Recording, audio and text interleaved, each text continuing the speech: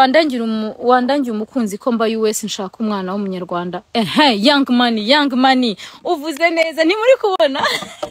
Dere young money mu following ubwo nibicamo nukuri Imana ibihumugisha kandi nukuri cy'umutima wawe wifuza iguhe umuntu muzafatanya ntuzasubira inyuma mu buzima ahubwo uzakomeza utera imbere. That's what I want. Rat Imana ibigushye. Pregnant baby, I'm training myself kuvuga ngo okay, let me just clean this. Iyi nda ni gute nayi cleaning hakinjiramo ikindi kintu yego. Ariko se wowe ufite ihe vision ngo uzagabanye n'ibiki? Hari umuntu wanyandikiye ngo nayo amabere bazayakate nta soni arayakonkeje. Wowe urazi amabere na mama warayafite wagize amahirwe urayabona. Ntimuzongere no kuvuga kuri icyo kintu.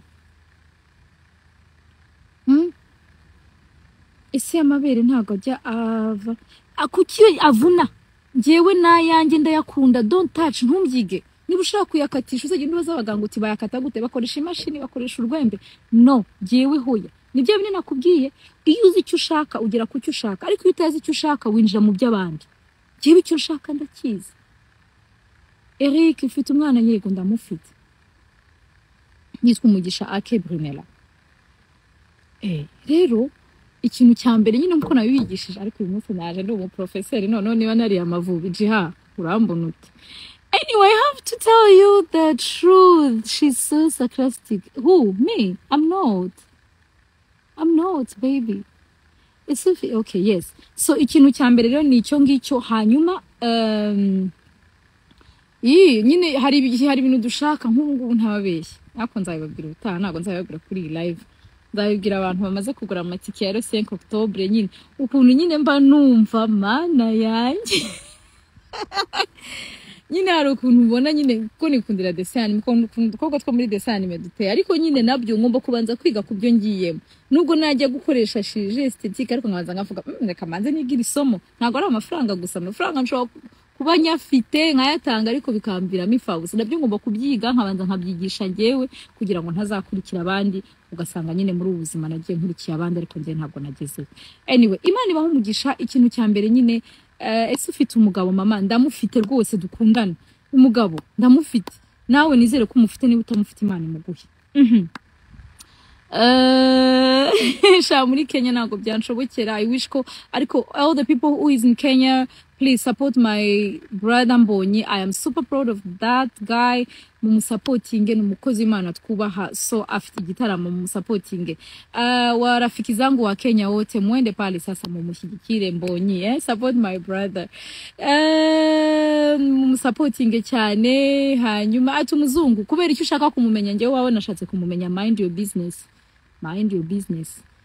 Hari ibintu kuki wumva yuko nibyo byose reka nshyire hanze iyi topic. Pastor Kim, how are you? Topic nanzanye nukumbaza ibyo bibazo bigendanye n'ibyo ugomba kumenya. Ntugashaka kwinjira cyane ngo umuhanzi arabinjye numva disi. Ngo twagombye kubimenya. Kuba influencer ntago bivuze yuko ugomba kwinjira mu buzima bwanjye ngo ntoneke cyangwa umufungurire ibyumba byose. Hoya hari bifunze hari imfunguzo zimwe na zimwe. You keep it for yourself. Okay darling, I love you. Ngomba kubabwiza ukuri. Ngomba kubabwiza ukuri mukamenya nyine ngo ngomba. Ese ko wananutse cyane bite? Ni byiza.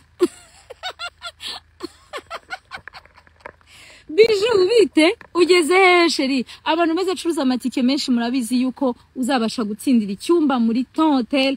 Ni 4-star hotel, ukabyuka ukaryama ugafata breakfast. Nyamara mbafashe neza. Zito hotel kunari heza. My brother Akim, Prophet Akim nawe azaza. It was a surprise ariko azaba hari. Bijou ejo ninjye nawe nutanyereka wacuruje. Nujibona umwanya wo kunezerwa rero ujye unezerwa. Niba hari umuntu wa recordinze ni live ashaka kwishyira kuri YouTube ayishyireho kuko nzi ko ntawe uzumva bino ngo ataho ko yaje. Magnifique mpano urabizi yuko nutarara muri kiriya cyumba noneho ngewe rero iruhande rwa cyaki ejo nzagira amahirwe yo kubereka ibyumba byo muri Ton Hotel, mbereke service batanga nahazabera concert itariki 5 z'ukwa 10 i Buruseli mu Bubiligi, hanyuma muri Europe tugakomeza. Ariko rwose ushaka tike ushaka kugura kwa Bijou kwa Mpano Young money, God gives you money in the name of Jesus. I feel like I can preach. I feel like I can prophesy. I can't even so. Ese firstborn wawe n'umukobwa, yes n'umukobwa yitwa Brunera Ake, ntabwo akunda social media, habe na gato. Nanjye nzacuruza US, yes kabano cyane rwose. No kuvuga ku nsengero z'ibijyanye no ku nsengero ziri gufungwa. Anyway, yes, reka mbivugeho kuko yes, I'm coming to prophesy right now. Prophet Hakim, don't go. We are going to prophesy for somebody here. So, ibintu bijyanye n'insengero ziri gufungwa. Ngewe nzi neza yuko leta ari umubyeyi. Sibyo, yego nyine barababara abapasiteri bafite twagize ibi nibi, ariko nyine dusengere roho nziza mu mubiri muzima. Noneho rero imibiri yacu yicara ahantu hasa neza, ibisenge bitatugwaho, tutabangamira, tutabyigana. Hari ikintu abarokore dukora.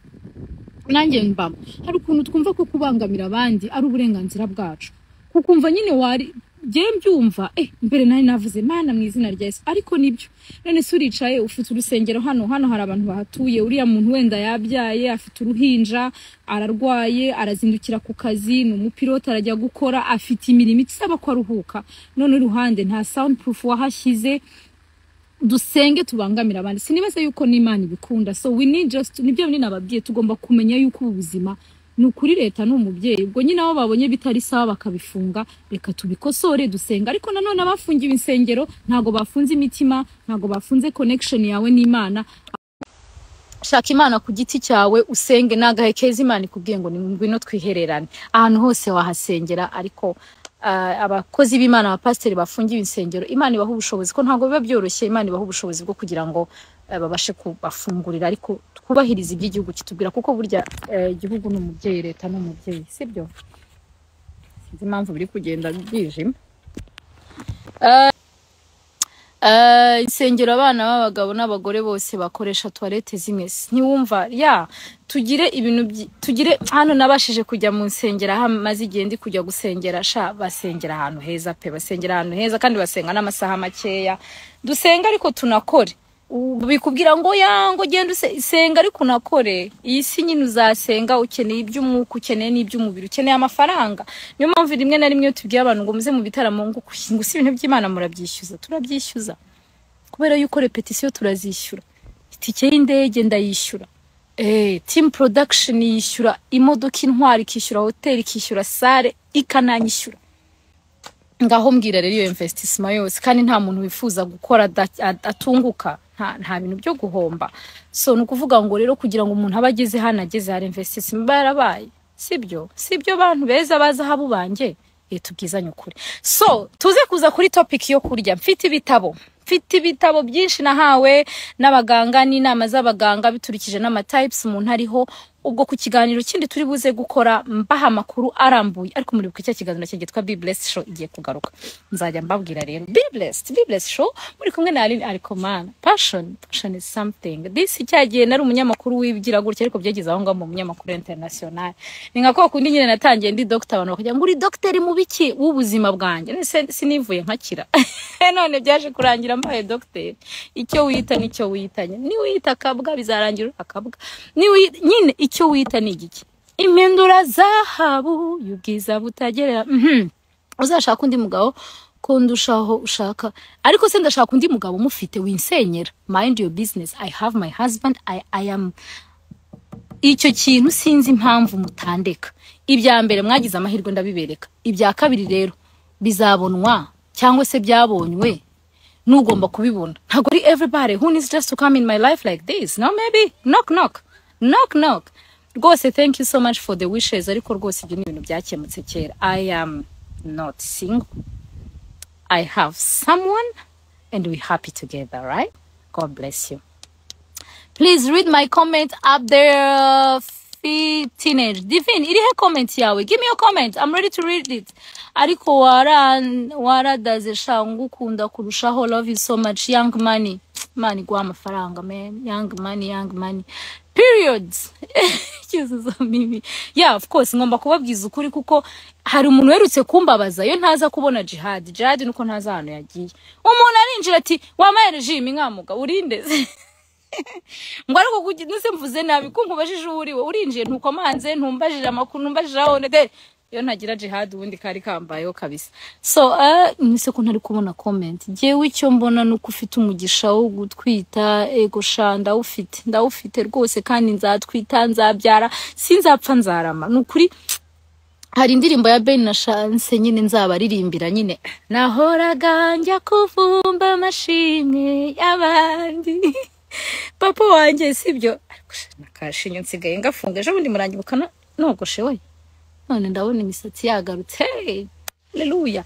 What about neza family we are doing great. Dugira Sunday love every Sunday, dusangira n'abana ubagiye kujya ku ishuri ushaka zabasura uvuga uti uyu nguyu ndamufasha umwaka wose nzamwishyura ishuri umufate munamenyana ariko sibyo dukore neza kuko ibifaranga dukorera hari igihe tubisiga we ntibinaduherekeze. Mwarabibonye we ugakora amafaranga ugatanga na rendezvous y'ejo upfuruka gutwara ukayasiga ko muri club bishyura. I don't see byose muri club barishyura.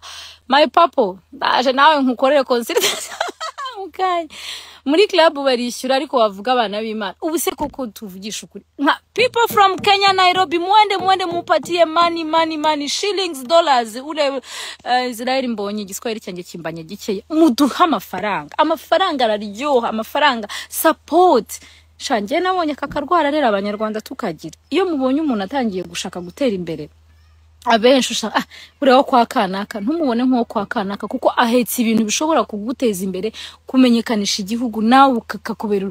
Dukundane guys, dushyigikirane umusupporting tureke gusenyana nta kintu bigeraho nyamara. Please share the way journey. Yeah, way journey ya mbere nyine is to mind your business and to be ready for what you are going to do. Hanyuma regime yanditse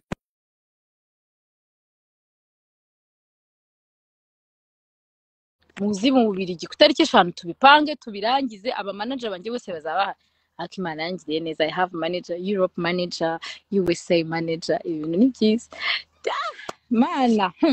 Reka nishime ko ari igihe nigize kubabara sheri nigize kubabara nkajya ndira ubu rero nimureke nseke iki ni igihe cyanjye cyo guseka kandi uzajya ubona ibihe byo guseka darling ujye useka ujye umenya ko using your time beautiful. Imana igumugisha ibyo wifuza byose uzabibone. Amen.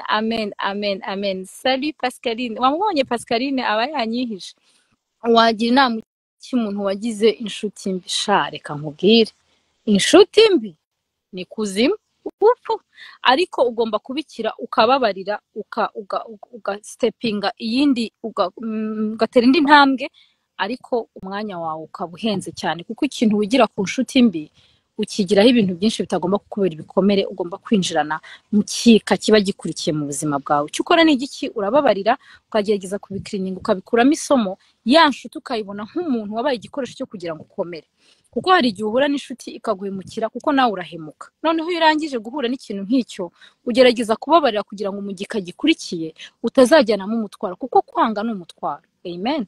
Kwanga ni umutwaro. Icyo ukora ni igikirero ugerageza kwimuka mu kindi gika umwanya wawe ukaba muke kuri za nshuti ariko ukirinda kwangana. Ukirinda kwangana kuko kwanga ni bibi cyane. And you know God is love. If God is love, just follow the way of God. Kandi komera ejo ni heza. Anyway, ese iyo nshuti yaguhemukiye mwagumana? Oya jewe kuri nge hoya kubera yuko buriya mbikuramo